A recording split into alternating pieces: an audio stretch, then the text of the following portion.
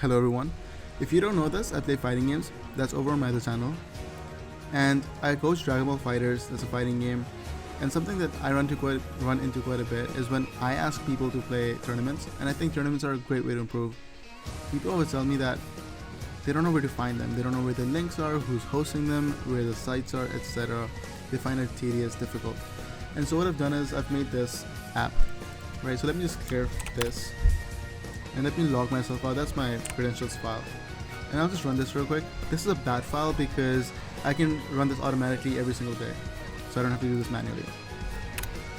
And what this does is it goes to startgg and it gets all the tournaments that I've listed, and it's still doing that. It's taking a bit. Let me restart that. Okay, there we go. Yes, so it just goes to startgg, gets all the tournaments, and it's linking them one by one.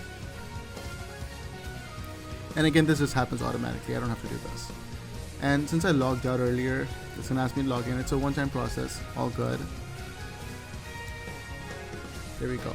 And it says the authentication is complete. It regenerates the token file right here. And here you go. You have all the tournaments. What day they're happening, what time they're happening, who's hosting them, what's the name of the tournament, the region. This is NA and EU, by the way, because most of my students are NA and EU. Twitter, the Twitch, the tournament link, everything is right here. You can sign up from the link. It's all easy from there.